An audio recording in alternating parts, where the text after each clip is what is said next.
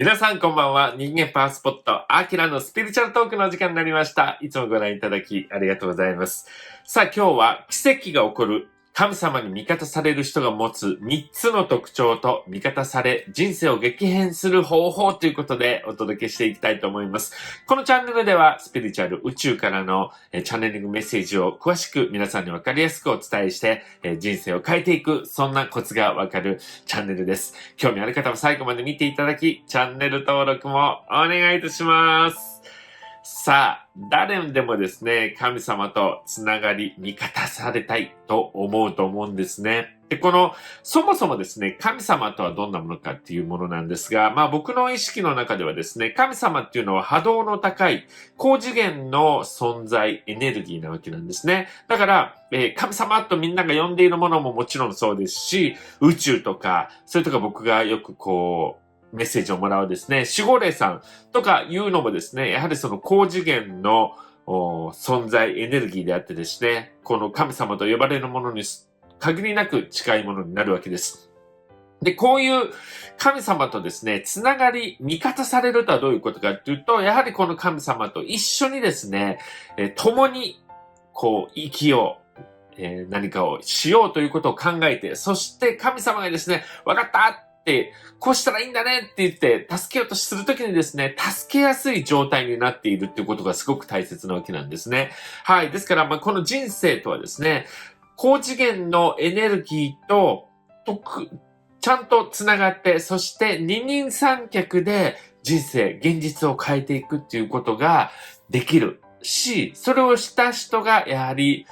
うまく自分の望む人生を歩んでいくということができるわけなんですね。で、こういう風な状態になると、どんどん自分の中でですね、うわ、こんなこともできた、こんなことも起こったっていうような感じで、ミラクルがたくさん起こるようになるわけなんですね。こういう風なミラクルが起こった方が楽しいし、ミラクルっていうのは僕たちの想像を超える、すごく大きな一歩とか感激を与えてくれたりするわけなんですね。はい。ですから僕たちっていうのはせっかく生まれてきたんですからね、人生の中のミラクルを感じて経験していくということが大切なわけです。さあ、じゃあどうしたらいいのかということですよね。じゃあこの神様につながって味方されやすい、神様が助けやすい状態になるにはどうかということを今日は3つご紹介していってですね、こういうふうにすると、神様に味方されますよという人の特徴をお伝えしたいと思います。まず一つ目は、しっかりと自分の道を歩んでいるということです。これはどういうことかっていうと、やはりですね、神様助けて、もう私も何もできへん、もうお願いしますっていうこういう神頼みではダメってことですね。やはり自分もしっかり、よしやるぞ。先ほども言いました。自分のこの波動、僕たちっていうのはですね、もともと神様なんだけども、波動を下げてですね、この波動の低い世界のいろんなことを経験するために来てるわけです。だからここにいる自分と、上の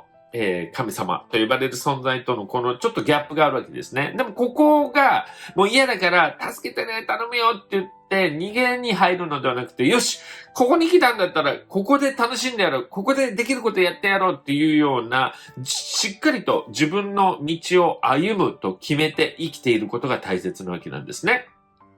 じゃあそれには何をしたらいいかっていうと、おすすめしたいものが一つ目がグラウンディングです。で、よく地に足をつけるって言いますけども、やっぱり神様助けてってこうやって上にばっかりお願いしたり、そっちばっかりをやっていると、どんどん地に足がつかない状態になっていくわけなんですね。よし、ここで生きるって決めた。ここでやれることをやってやろう。じゃあ何ができるって言って行動したりしている人はですね、やはりこういうグラウンディングができるわけです。瞑想でグラウンディングもできたりしますので、そういうことをやるといいということですね。そして自分が、じゃあ、この人間として生まれてきた、自分が何をしたいのかっていうのをちゃんと自分なりに考えて分かっているっていうことが大切なんですね。これはもっと詳しく言いますと、どこに行きたいのか、どこに行くべきなのか、魂の目的は何なのかっていうことをちゃんと知って動いていくといいということです。もちろんこの魂の目的っていうのはその時によって違ってくる、変わってきたりもしますので、その時のものを考えて、こうなんだろうなと思うところで進むといいと思うんですけども、やっぱりこの自分が何をしたいのか、どこに行きたいのかっていう方向を知ることが、この神様にですね、私はこっちに行きたいので、こっちの方で助けてくださいねっていう、このやりとりがですね、きっちりできることで神様もよし分かったということで、神様っていうのはあまりチョイスがないんですよね。僕の人生を神様がじゃあこういうふうに全然違う、あんたこっちの方にしときっていうようなことってないってことです。僕がこうやりたい、生きたいっていうところを変えてくれる。または助けてくれるということなんですね。はい。ですからしっかりと自分の道を歩むということが大切だということです。そして二つ目。二つ目はですね、これ僕たちの魂の目的っていうのはいろいろあるんです。で、この中でですね、周りの人を幸せにするために生きてくるっていうことも一つの大きな課題としてあるわけなんですね。一番は自分の魂を喜ばせることなんですけども、やっぱりそこを生きていく上でですね、周りの人を幸せにするということを大切にしないといけないっていうことです。こういうことをできる人っていうのは、神様が、もっとこの人、そんだけ周りの人に助けてくれるんだったら、もっとこういうことをしたら、多くの人が助かる。ということでですね、もっともっと味方してくれるようになるわけなんですね。で、ここで気をつけてほしいのは、何でもかんでも周りの人を幸せにしたらいいっていうわけではないっていうことですよ。自分らしさ、自分の得意なこととかそういうことを活かしてやりたいと思うところ行かないといけないわけなんですね。もうこうやらないといけないって言われてるから嫌だけども、これがね、やらないといけないって言われてるからじゃあやろうとかって、こういう嫌々な感じでやっていくのでは、この神様がなかなか味方してくれないんですね。だから自分が人のためにやってるのになんで私幸せになれないんだろうっていう人っていうのはこの辺がちょっと問題ありかもしれないわけなんですよね。昔のね、今風の時代って言われてますが、土の時代によくあった考え方でですね、もう僕たちが捨てないといけないものって古くなってるものがあるわけなんです。それは例えばですね、僕もちょっと詳しくは知らないですけど、キリスト教でですね、昔、左の頬を叩かれたら右の頬を先出して叩かれなさいって言ってました。何言ってるのバカ野郎って感じですよね。そんなことやってる時代にはないんです。あともう一個ですね、よく昔が言ったんですけど、何かいいことをすれば帰ってくるから、それは正解なんですよ。でも、頼まれたりしたら何でもやりなさい。どんな辛いことでも引き受けなさいっていうような考え方を、たくさん言ったり、今でも言ってる方いらっしゃいます。それもね、またもう古い考えだと思うんですよね。そんなやり方してたら、自分がどんどんしんどくなっていく、風の時代に乗り遅れていっちゃうということです。はい。ですから、自分がやりたいこと、そして自分の得意なこと、自分ならどんなことができるんだろう。で、これは、自分が好きなことをやってたら、知らず知らずのうちの周りの人を幸せにしている。こういうのが一番いいわけなんですけども、こういう周りの人を幸せにする新しい方法で、やっていくっていうのを常に考えておくと、神様が味方してくれるようになるということです。そして三つ目。三つ目は、自分も、これ大事です。神様ということを忘れないでくださいということですね。これ先ほど言いましたが、僕たちの魂っていうのは神様と同じところにいるわけです。そこから人間のこの、経験をするためにですね、波動を下げてこの人間のところに来てるわけなんですね。でも元々持ってるこの魂っていうのは神様と同じところのエネルギーなんです。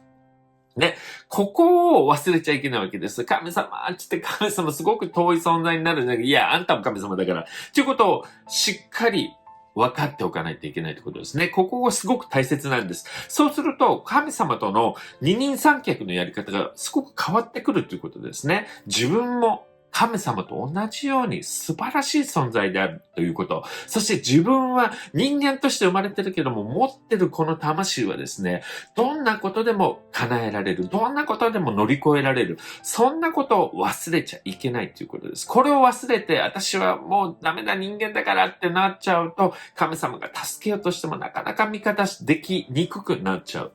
ということにつながっていくということですね。はい。このようにですね、しっかりと自分の道を歩む、周りの人を幸せにする、自分も神様ということを忘れないということを言いました。この3つのことをやっているとですね、その神様と一緒に二人三脚、ね、こっちに行こうね、よろしくお願いします、分かったっていう、このつながりと足の歩幅、リズムがあってくるということです。こういうふうにずっと心がけているとですね、どんどん人生にミラクルが起こってきて、うわ、こんなこともできた、こんな世界まで見ることができたっていうような形になっていくわけです。はい。ですから、この神様に味方される人が持つ3つの特徴、そして神様に味方される、方法ですね。これを大切にして、進んでいっていただきたいなと思います。さあ、スピリチュアル興味あるけども、なかなかわからないという方におすすめなのが、僕の、無料メルマガ5日間でオーラを見る方法伝授というものです。オーラっていうのは意外と簡単に見えて、そのオーラが見えるとですね、スピリチュアルってこんな身近にあったんだっていうのがわかるようになります。はい、ぜひ皆さんにオーラをまず見ていただきたいなと思いますので、概要欄にあります、アキラの無料メルマガ5日間でオーラを見る方法伝授登録してみてください。そして、この番組、スピリチュアルの世界からのチャンネルメッセージを詳しく皆さんにお伝えしています。興味があればですね、高評価ボタン、そしてチャンネル登録もお願いいたします。